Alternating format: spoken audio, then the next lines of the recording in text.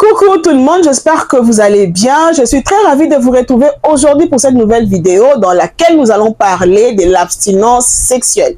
Quels sont les avantages et les inconvénients de l'abstinence sexuelle?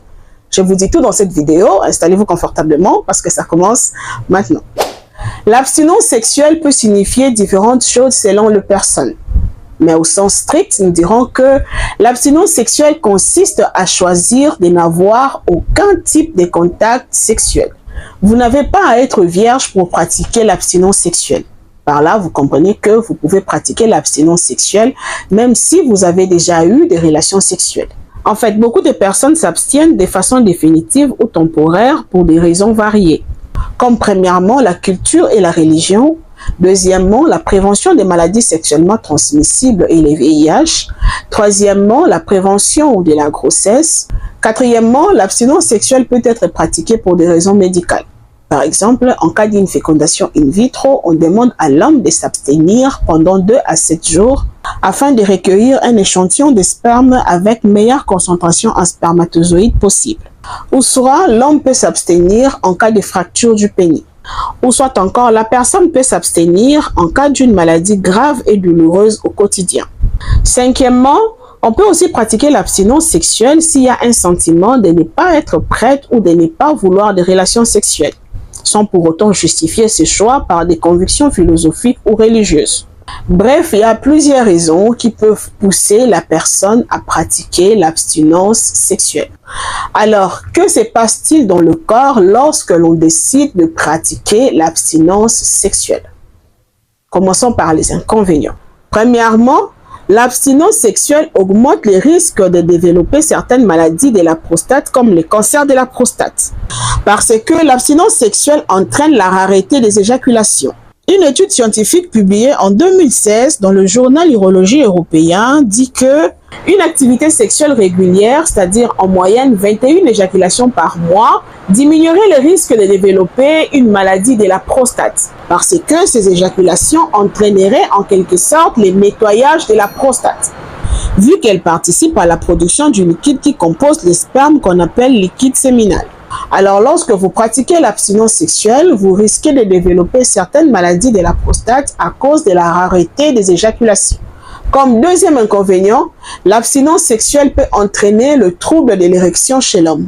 Une étude réalisée en 2008 et publiée dans la revue Journal américain de la médecine fait état d'une baisse de 50% des risques de souffrir des troubles de l'érection chez les personnes ayant des rapports sexuels réguliers. Ces chercheurs sont unanimes sur le fait que les relations sexuelles ont un effet grandement positif sur les érections. Tout comme l'exercice physique préserve les capacités musculaires, les relations sexuelles aussi préservent les capacités érectiles du sexe masculin.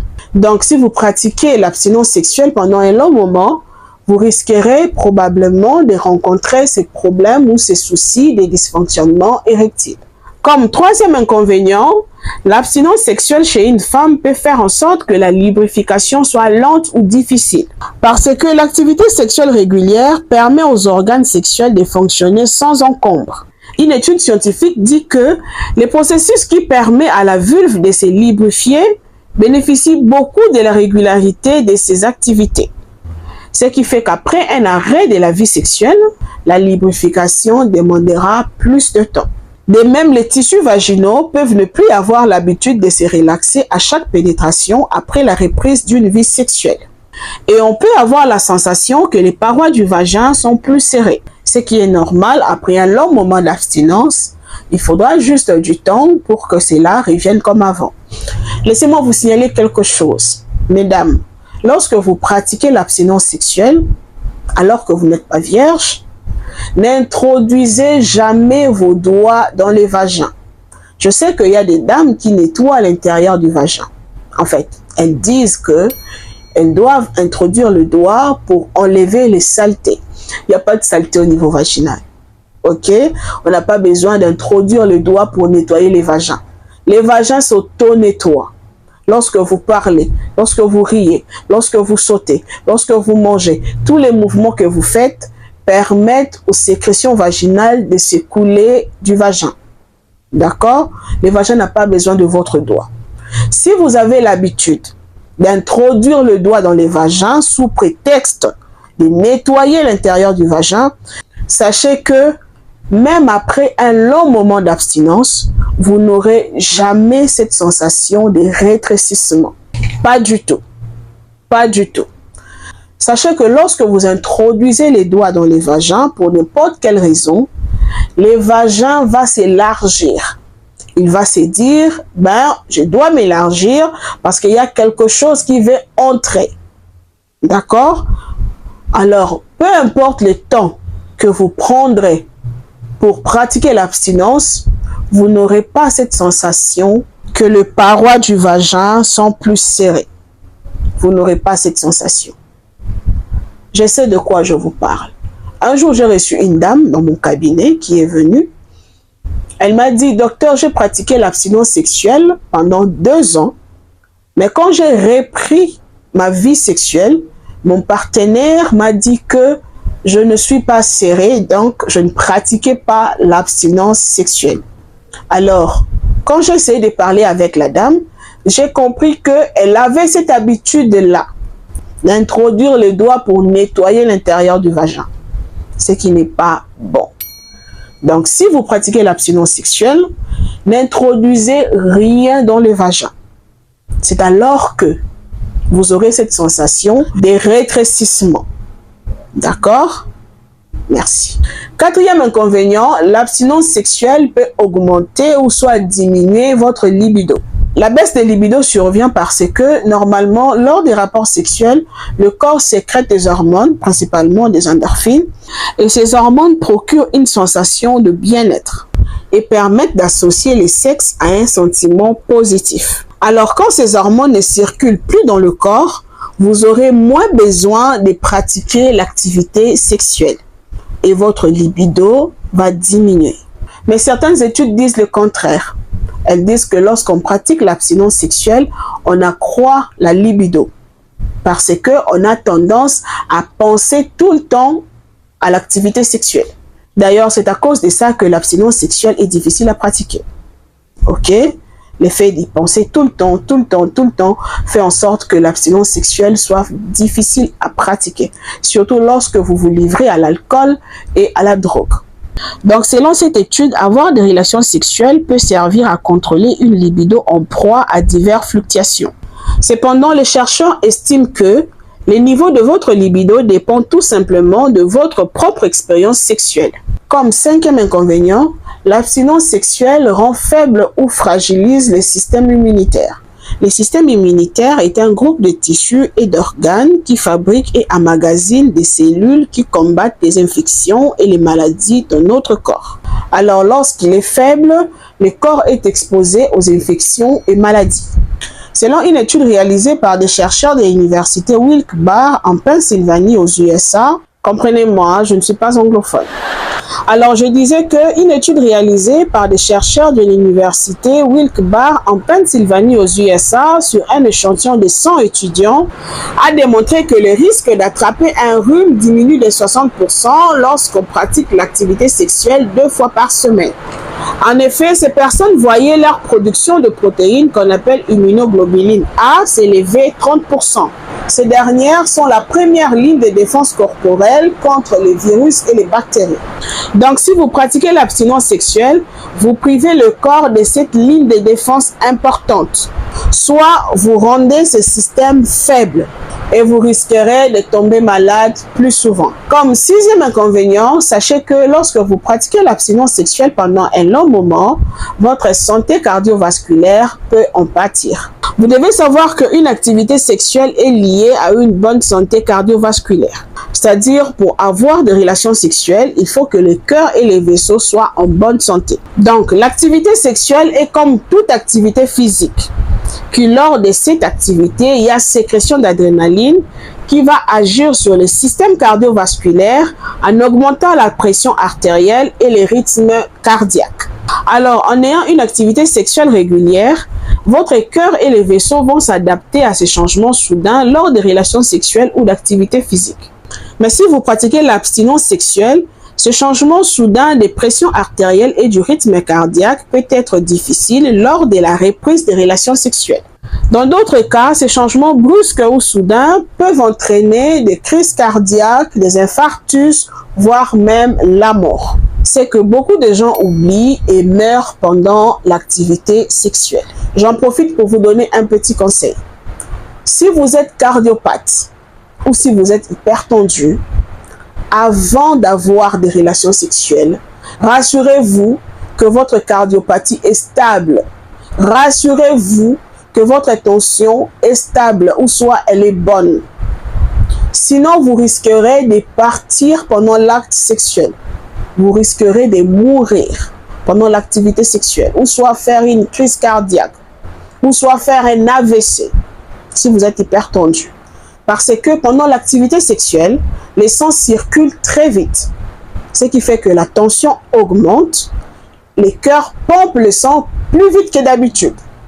Donc si vous êtes cardiopathe et que votre état n'est pas stable, lorsque le cœur va commencer à pomper le sang plus vite, il va s'arrêter. Il ne saura pas. Il va s'arrêter parce qu'il est déjà malade.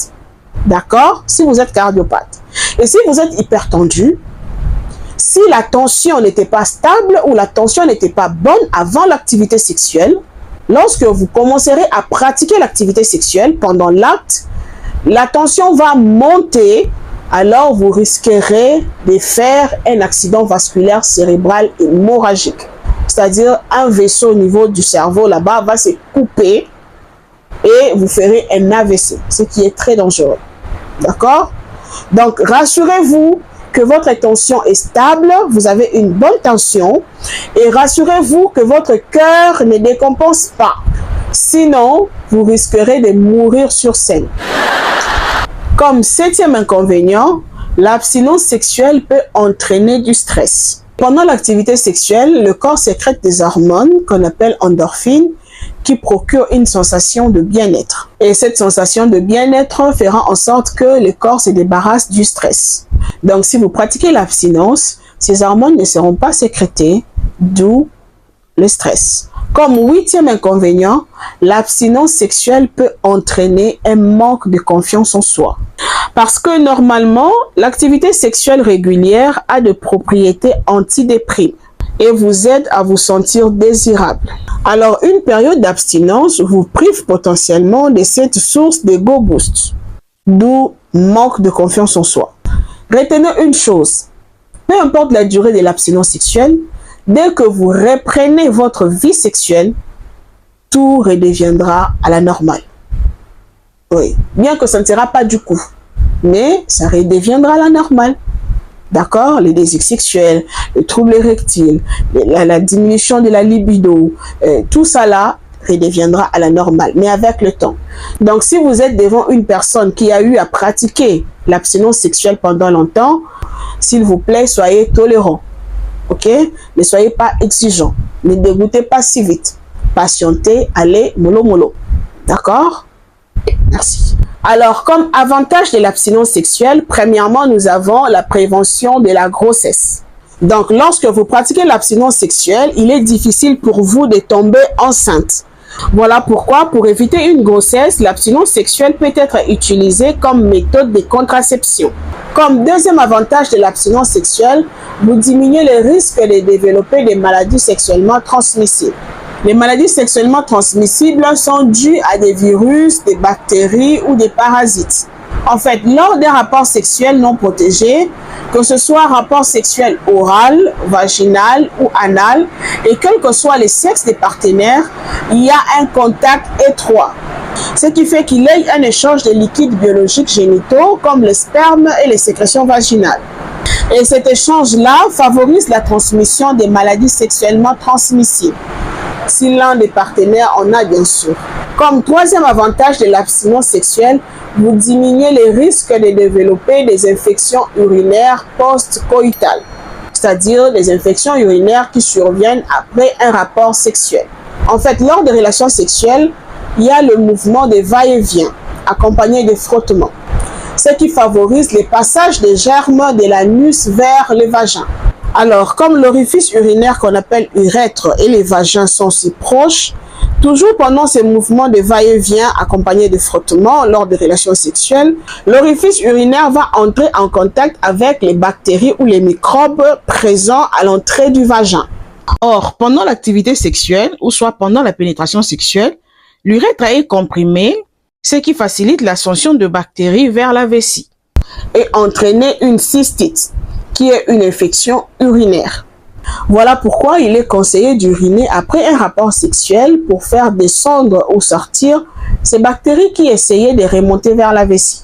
Retenez que cette infection survient souvent chez les femmes parce que l'urètre de la femme est plus court que chez l'homme. Alors, si vous pratiquez l'abstinence sexuelle, vous diminuez ces risques-là.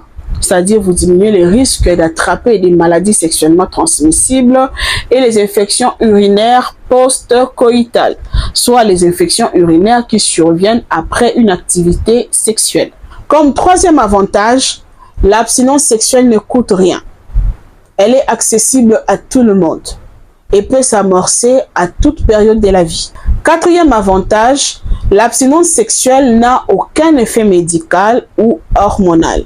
Cinquième avantage, l'abstinence sexuelle peut vous encourager à bâtir vos relations autrement.